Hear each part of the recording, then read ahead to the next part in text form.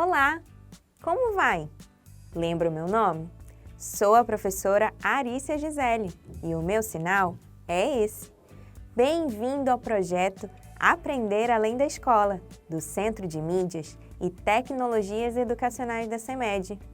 Estudaremos sobre textos poéticos. Partiu para mais uma aula? A maioria dos textos poéticos são textos escritos em forma de versos e estrofes. Observe, chamamos de verso cada linha da poesia.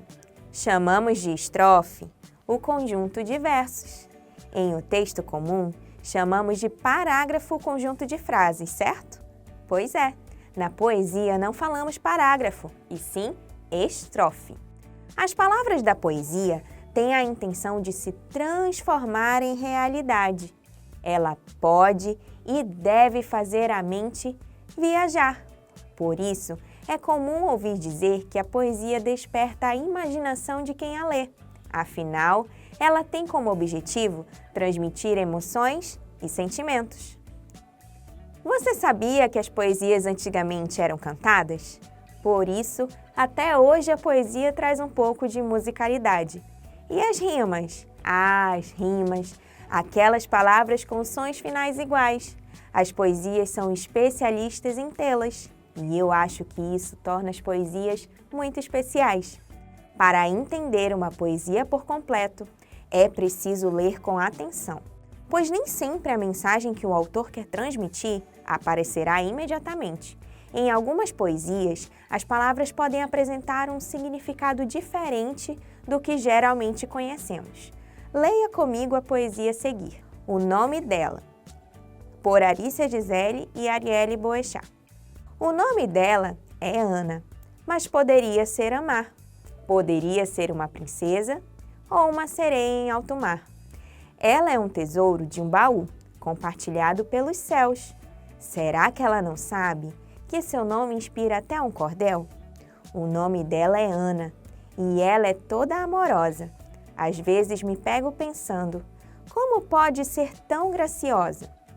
Olha a Ana, ela acabou de aparecer. Ela está muito feliz com essa poesia linda. Venha comigo entender a mensagem dessa poesia. O título do texto é o nome dela. E como você percebeu, ao longo do texto, as autoras falam das qualidades da Ana. A partir dessas qualidades, ela poderia ter outros nomes. Ao escreverem que o nome dela poderia ser Amar, as autoras queriam dizer que a Ana é tão amorosa que seu nome poderia ser esse, Amar. Que fofo! Mas você pode estar se perguntando, professora, por que as autoras, em vez de escreverem tudo isso, ela é tão amorosa que poderia se chamar Amar? Elas escreveram mais simples, apenas que poderia ser Amar. Esse é o X da questão, meu caro aluno. A poesia é exatamente assim. Ela nos permite imaginar o que os autores querem escrever, para além das palavras que estão ali. E é justamente por essa característica que precisamos ler a poesia com o que eu vou chamar de mente aberta. Permitir que a imaginação tome conta nessa leitura, ou declamação. Continuando, chamo a sua atenção para o seguinte verso. Ela é um tesouro de um baú. Será que a Ana é realmente um tesouro dentro de um baú? Ou será que ela é uma menina, uma criança que se chama Ana? Já pensou se a poesia fosse sobre moedas de ouro? Que loucura que seria chamar as moedas de Ana! A verdade, meu querido aluno, é que as autoras não estavam falando realmente de um tesouro de um baú. Elas queriam transmitir a mensagem de que a Ana é muito preciosa, possui muito valor e, por isso, é comparada a um baú com tesouros. Eu achei muito chique. E você? Conte-me, se você pudesse se comparar a alguma coisa, como se fosse escrever uma poesia sobre si mesmo, o que você escolheria? Eu não sei você, mas eu escolheria ser comparada com o Sol, porque ele brilha tanto, é o rei do nosso sistema solar, magnífico, maravilhoso. Ai, desculpa, eu fiquei muito poética. Voltando para a nossa poesia. No verso seguido do Tesouro de Baú, temos o seguinte: compartilhado pelos céus. Nós já vimos que o tesouro não são moedinhas de ouro em um baú, e sim a própria Ana. Mas será que a menina Ana foi compartilhada, ou seja, ela foi enviada lá do céu para cá? Não sei não. Não imagino o Sol avisando o planeta Terra: ô Dona Terra, segue uma menina preciosa, tanto quanto um tesouro de baú, hein? Cuidado na aterrissagem! Ou ainda, as nuvens ficando escuras e se preparando para iniciar uma chuva e de repente, bum! Desce uma menina fofa e graciosa para o chão da cidade. Então, querido aluno, na verdade, as autoras querem dizer que, assim como o tesouro no baú representa a Ana, pois ela é muito preciosa, ela também é compartilhada pelos céus, o que representa algo bom, que veio para trazer coisas boas e felicidade. É o mesmo que dizer, você veio do céu, ou os céus trouxeram você para mim.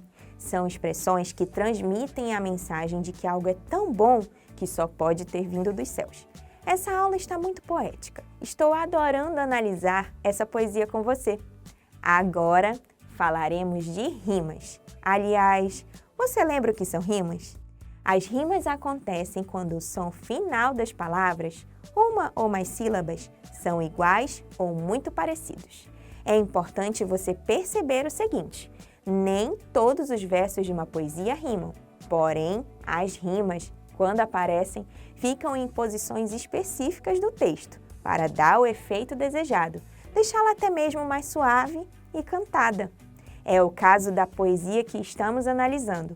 Apenas os segundos e quartos versos de cada estrofe rimam. Vamos verificar quais palavras do texto apresentam as famosas rimas. Lembre-se, verifique sempre o final dos versos, pois é lá onde as palavras rimadas estarão. Acompanhe comigo. Vamos diretamente para os versos que possuem as rimas, os segundos e quartos de cada estrofe. No segundo verso da primeira estrofe, temos a palavra amar. Ela rima com qual palavra do quarto verso? Isso mesmo! Ela rima com a palavra mar. Observe que elas terminam com o mesmo som, mar. Antes de irmos para a próxima rima, quero chamar a sua atenção para um detalhe interessante das poesias. Observe que, apesar do primeiro verso da primeira estrofe não ter rima, a palavra Ana possui algo em comum com a palavra amar, que está no segundo verso. É isso mesmo, elas começam com a letra A. Apesar de não ser uma rima, esse detalhe traz um efeito na hora da leitura, pois o som inicial do nome dela, Ana, e o som inicial do nome que as autoras propõem, amar, são os mesmos. Certamente, se o som inicial das palavras fosse diferente, o efeito sonoro não existiria e o primeiro verso ficaria mais distante do som causado pelo segundo verso. Já na segunda estrofe, temos as rimas presentes nas palavras céus e cordel. Observe que mesmo as palavras terminando de um jeito diferente, tanto na escrita quanto no som, elas rimam. Por isso é importante lembrar que a rima não é somente quando os sons são iguais, mas podem ser sons parecidos. O som final de céus, us, rima com o som final de cordel, el. E isso fez a diferença na hora da leitura dessa poesia. Verifique comigo. O mesmo efeito que as palavras Ana e amar trouxeram para a primeira estrofe, a palavra baú traz para as rimas de céus e cordel. E isso acontece porque termina com U, assim como o som final da palavra cordel e do som de U na palavra céus. Muito bem, vamos para a terceira estrofe de nossa poesia. No segundo verso dessa estrofe, temos a palavra amorosa. Com qual palavra do quarto verso amorosa rima? Exatamente, rima com graciosa. Uma curiosidade. Você sabia que o significado do nome Ana é cheia de graça? Ou seja, ela é realmente graciosa. Analisar essa poesia foi demais. Eu adorei. E você? Venha comigo ler a poesia sonora. Por que você está me olhando assim? Só porque eu falei poesia sonora? Você não sabe o que é poesia sonora? Você não sabia que poderia existir poesia sonora? A poesia sonora é uma poesia que não depende apenas de palavras para ser feita. Ela precisa de efeitos sonoros para transmitir sensações, ideias e noções. Assim como a poesia visual, esse tipo de poesia usa palavras para dar suporte à mensagem que quer transmitir. Porém, o mais importante na transmissão dessa mensagem é o som. Acompanhe comigo a leitura de uma poesia sonora. Dó, Ré, Mi, Fá, Sol, Lá, Si. Luciano Spagnol.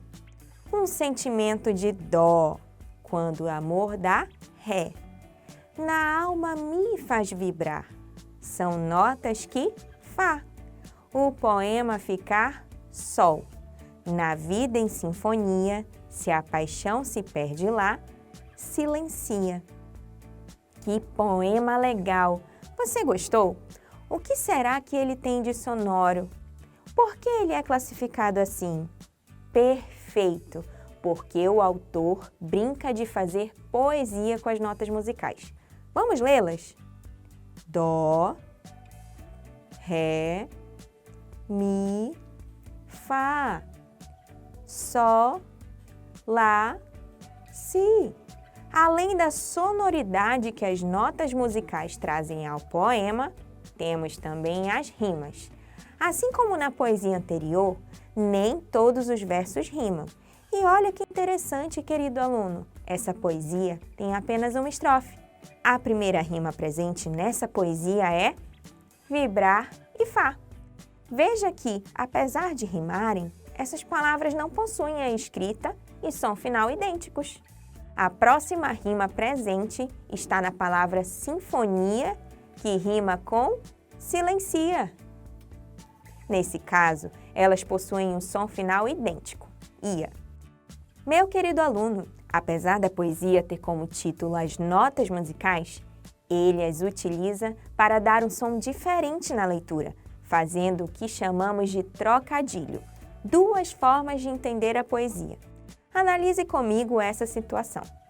Um sentimento de dó.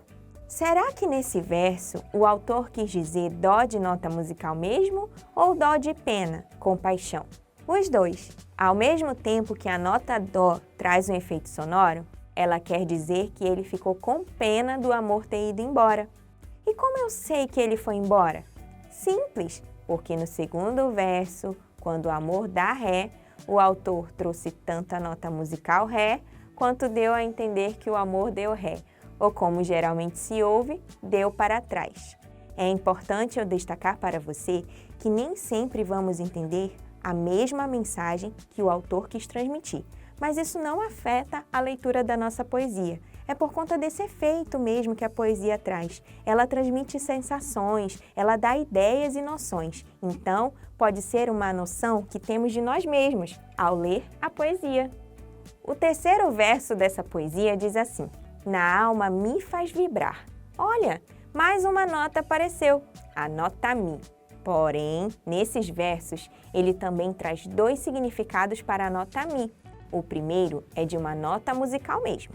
O segundo é de Mi, como se o autor estivesse falando de si mesmo. O Mi pode ser usado em frases como eu me machuquei, eu me amo, ou ainda me fala, me conta. Ele é escrito com ME, ao contrário da nota musical, que é escrita com MI. Porém, note que ao falar, os sons são os mesmos. Quando eu digo Dó, Ré, Mi, ou falo me conta, o som é o mesmo. Portanto, a escrita faz a diferença nesse caso e permite ao autor ter mais um trocadilho, mais de uma interpretação. O quarto e quinto verso dizem assim, são notas que Fá, o poema ficar Sol. O Fá, além de ser uma nota musical, lembra que o autor poderia ter escrito no lugar dessa nota musical a palavra fazer. Fazer o poema ficar Sol. Olha, mais uma nota musical, a nota Sol. Ela representa tanto a nota musical quanto a estrela que conhecemos por Sol, o centro do sistema solar. Em seguida, Nos últimos versos, temos as notas Lá e Si. A nota musical Lá significa tanto uma nota quanto indica um lugar, lá. É o mesmo sentido de você dizer que lá na escola você lancha todos os dias, ou que lá na sua casa você assiste televisão. Sempre traz uma ideia de lugar. A nota musical Si está dentro de uma palavra, a palavra silencia, e é por isso que a sílaba Si está maior e mais destacada que as outras sílabas.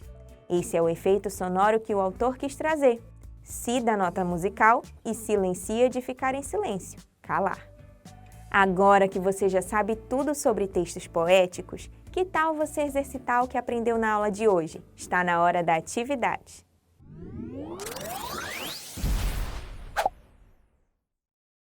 Atividade número 1. Leia novamente o trecho da poesia, o nome dela, e assinale o que significa tesouro de um baú.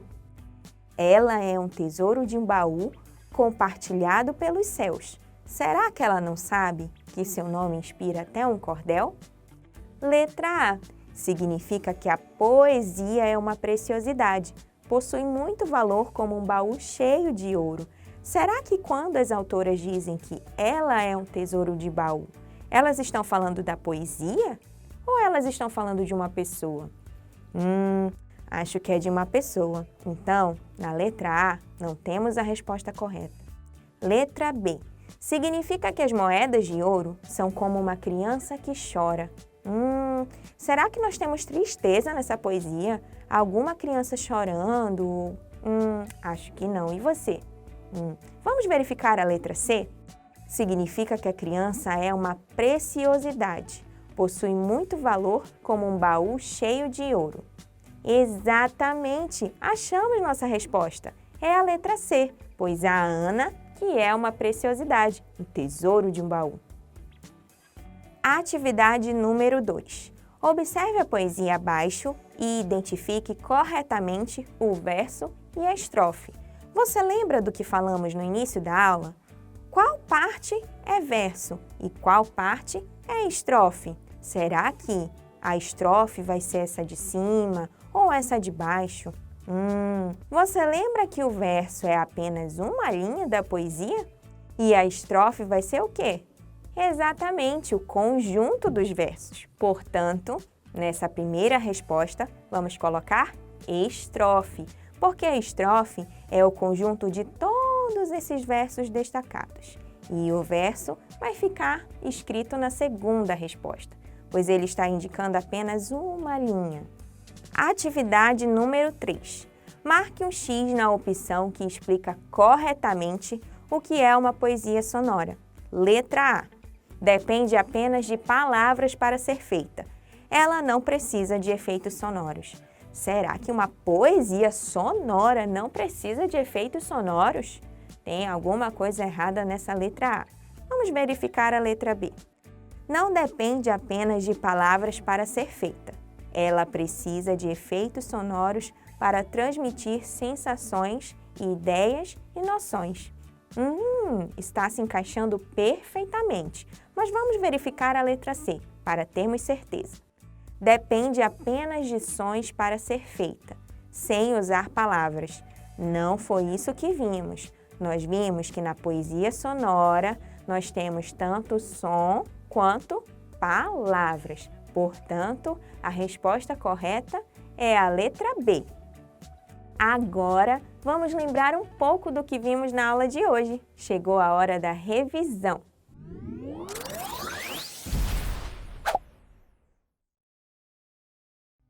Querido aluno, hoje nossa aula foi incrível. Vimos o que são versos, cada linha de uma poesia, e estrofes, o conjunto de versos. Vimos também duas poesias lindas, o nome dela e Dó, Ré, Mi, Fá, Sol, Lá, Si. A primeira falava de uma garotinha muito preciosa, como um tesouro de baú, e que se chamava Ana. Na segunda, vimos que as notas musicais podem se tornar expressões e ajudam na transmissão de sensações e ideias. Relembramos o que são rimas e identificamos todas as que existem nas duas poesias. Foi muito divertido. Vimos que para entender uma poesia por completo é preciso ler com atenção, pois nem sempre a mensagem que o autor quer transmitir aparecerá imediatamente. Em algumas poesias, as palavras podem apresentar um significado diferente do que geralmente conhecemos. Espero que você tenha gostado da aula de hoje, porque eu adorei lhe ensinar textos poéticos. Beijo grande e até a próxima aula!